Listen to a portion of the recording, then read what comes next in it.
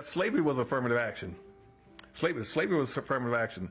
Jim Crow segregation was affirmative action. It was rewarding those people who had certain kind of skin complexion. That's what it was for. Affirmative action was written to be corrective action. C-O-R-R-E-C-T-I-V-E, corrective. Corrective action for what? For something that the government has consistently done to impede, to exploit, to degrade, and to degenerate a specific group of people. That's what it was written for. It had nothing to do with gender, handicap, senior citizens, gays, midgets, humpbacks, just black people. That's the only people the government had systematically at all levels, from the state, county, and federal level, had gone out of their way to pass laws, slave codes, and see, blacks couldn't get out of slavery because of the federal government.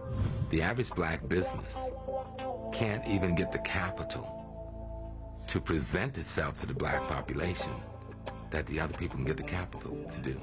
Now, one would ask the question, how can all these poor immigrants come to this country and have all this capital? If they had that capital, why did they leave home? And if they didn't have the capital when they left home, how are they getting this capital here when they have no credit records and they have no paper trail and they have not? So who's capitalizing them? And I think if we begin to look at that question, we'll begin to get to the bottom of what's going on in the black community. See, and you cannot, it's impossible in theory and practice to acquire wealth and power or to be economically competitive without a community. And right now in America, black folk do not have not one single solitary community in America. You cannot prosper, you cannot compete. It's going to be very difficult for black folk even to survive under the present circumstances because they don't have communities. All black folk got are neighborhoods. A neighborhood is like a bucket with a hole in it. A neighborhood is where you eat and sleep. A community is where you store your values, your history, your wealth, your power, your resources, your jobs, your tax base. Most of these neighborhoods have gotten so bad and so crime-ridden and run down and so dysfunctional that the neighbor has moved and all you got left is a hood. There's nothing left in them. We have a ranking order of acceptability in our society based on skin color, going white, yellow, brown, black. It's in a descending color order, going from the whitest to the darkest. And the wealth is also distributed along the same lines. The whitest at the top got the wealth, power, and resources going down. It trickles down, all the way down. The power and resources go, as they go up and down. The further you go away from the white, the thinner it becomes, the weaker it becomes. And black folk are not that silly. They can say, consequently, if I want something, I'm going to try to identify with anything that's close to white as possible. And that's why you come up with this saying all the time about white ice is colder than black ice. They want to identify with it. But they never understand that rather than identifying with it, why don't you go acquire your own? Then your black ice will be just as cold as white ice.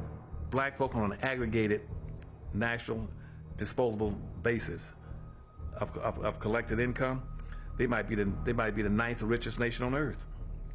Right now, if I take all the black folks' money annually and aggregate it, they might be they're richer than maybe Sweden, Canada, India, Pakistan, whole bunch of countries, Thailand, folks most all put together.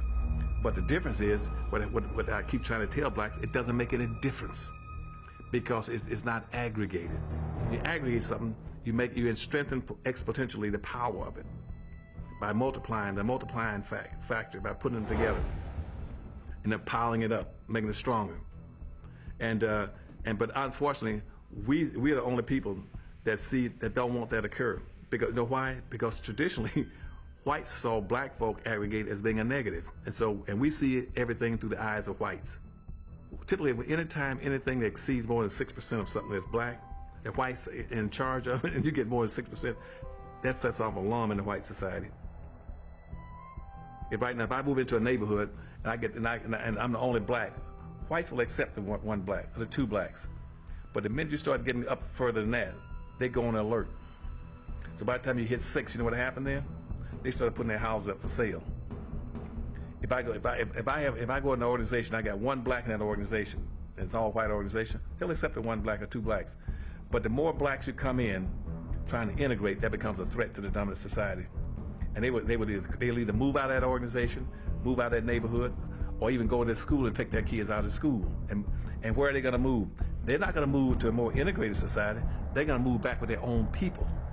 When a white person takes his kid out of a school, out of an integrated school, he's not going to go and try to find another integrated school. He's going to take his kid to a segregated academy, a charter school, or an all-white suburb.